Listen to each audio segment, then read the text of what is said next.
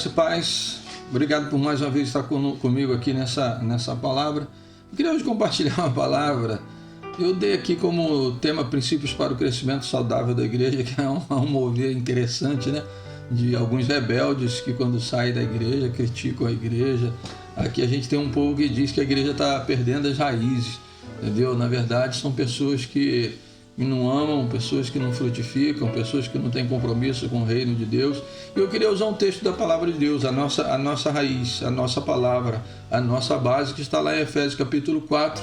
Eu não vou ler ele todo agora, vou só compartilhar um a um para que você possa entender. E eu tirei aqui alguns princípios para que a igreja cresça de modo saudável. A palavra de Deus nos orienta. Eu aprendo aqui que a igreja cresce quando nós estamos debaixo de liderança levantada por Deus, né? Então seria sujeição aos líderes levantados por Deus.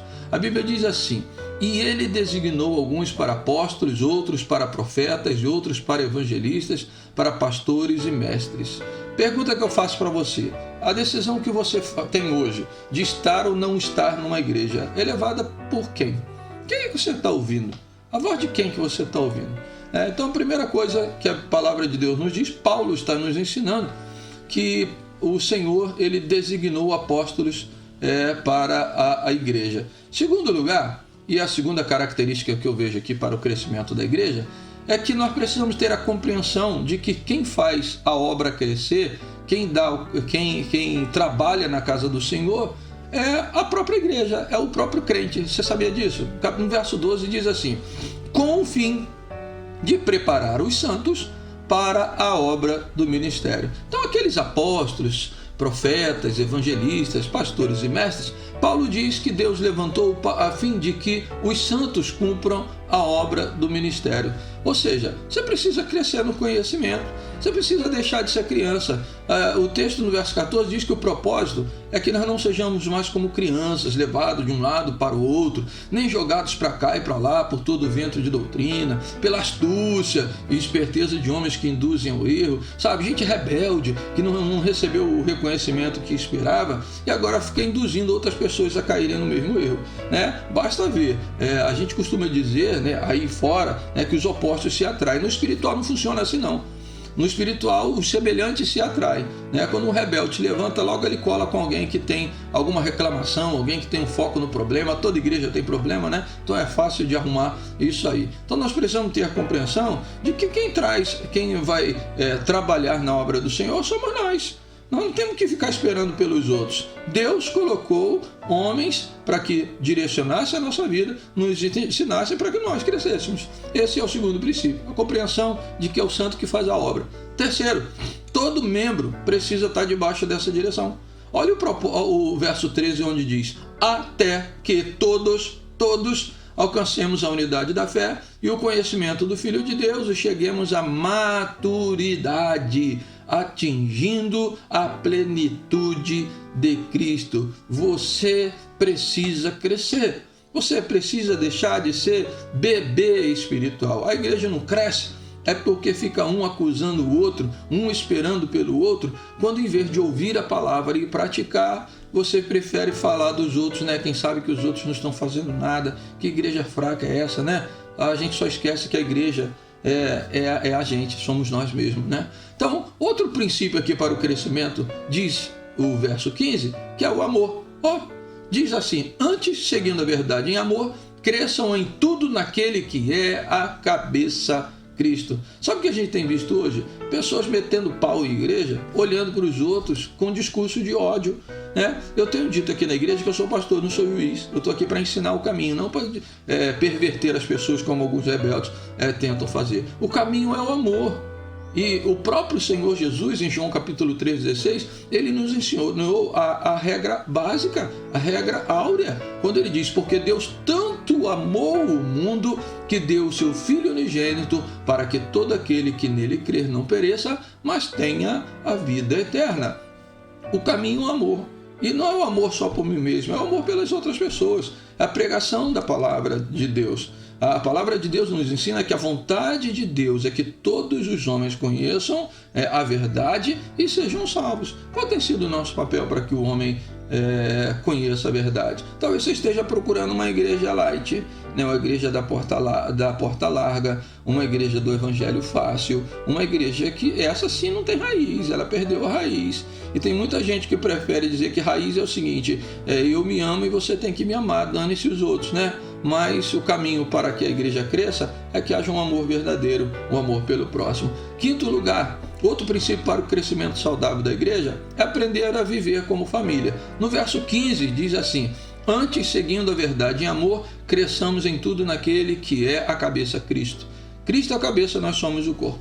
É impressionante como nós temos a capacidade de decidir não fazer mais parte do corpo, de decidir dar um tempo, de decidir, voltar atrás.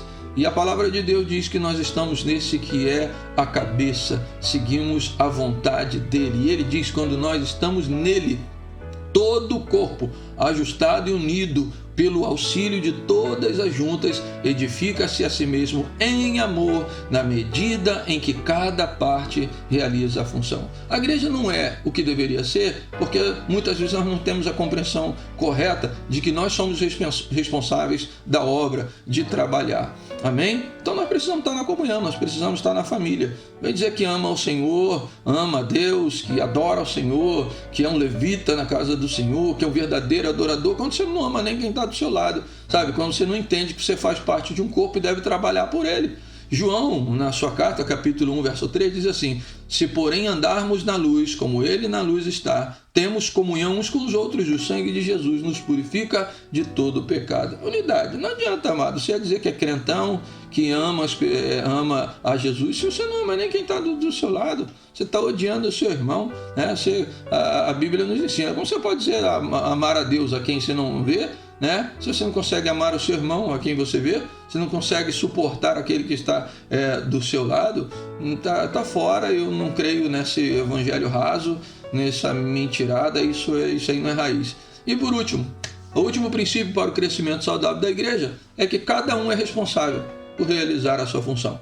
O texto diz que dele todo o corpo, ajustado e unido pelo auxílio de todas as juntas, cresce e edifica-se a si mesmo em amor, na medida em que cada parte realiza a sua função.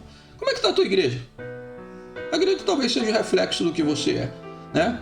Criticar os outros, de dizer que os outros não trabalham, que a sua igreja é fraca, que lá não tem palavra. Qual tem sido o seu papel para que isso tenha alguma mudança? Nós precisamos repensar qual é o nosso papel. Então deixa eu dizer uma coisa, meu querido.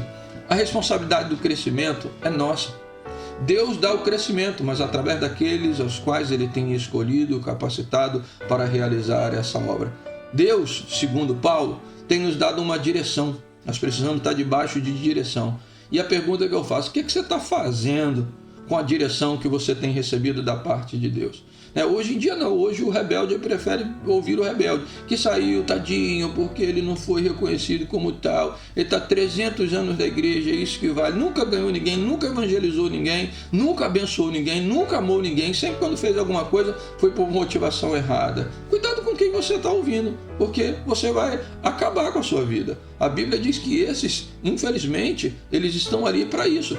Filipenses capítulo 3, verso 16 diz assim: tão somente vivamos de acordo com o que já alcançamos. Irmãos, sigamos unidos o exemplo e observe os que vivem de acordo com o padrão que lhes apresentamos. Pois como já lhes disse repetidas vezes, e agora eu repito com lágrimas, há muitos que vivem como inimigos da cruz de Cristo.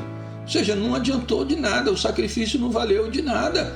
Quanto a estes, o seu destino é a perdição. E o seu Deus é o seu próprio estômago, ou seja, só está se preocupando consigo mesmo. É um orgulhoso, ele tem orgulho do que é vergonhoso e ele só pensa nas coisas terrenas. Ele não está nem aí para a salvação de outras pessoas, pregação do evangelho, nem fala igreja e célula. Esse povo não gosta de célula, esse gosta só de ser servido, servir nunca, né? E pior, essas pessoas, diz o apóstolo Paulo, que tem uma aparência de piedade, que usa a palavra de Deus para se defender.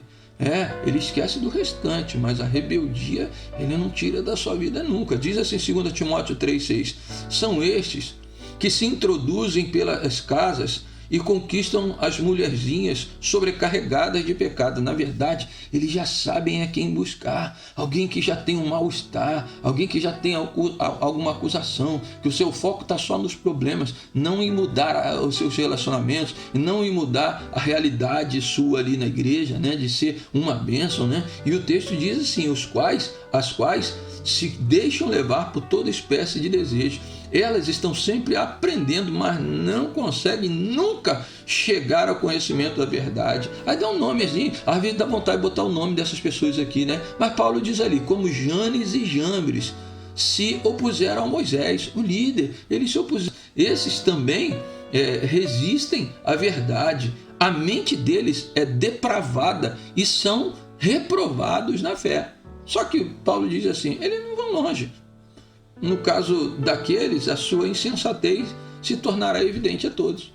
Passamos alguns momentos, existem igrejas até que fecharam as suas portas quando alguns rebeldes foram para esses lugares, mas passa o dia e aí a gente vê, né, qual é a motivação correta. Deixa eu dizer uma coisa para você, Deus confiou a você uma missão.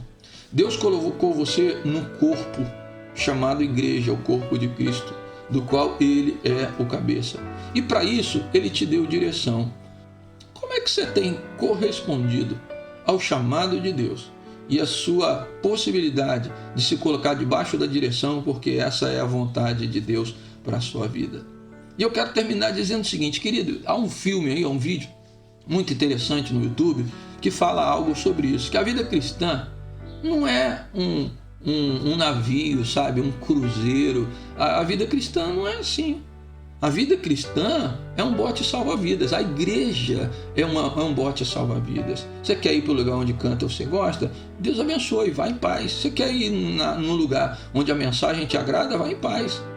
Agora, você precisa estar num lugar onde a mensagem é pregada com responsabilidade e que leva você a se comprometer com essa verdade. Amém? Certa vez Paulo disse assim a Timóteo, seu discípulo, suporte comigo os sofrimentos como bom soldado de Cristo Jesus. Seja um bom soldado, não perverta a palavra do Evangelho.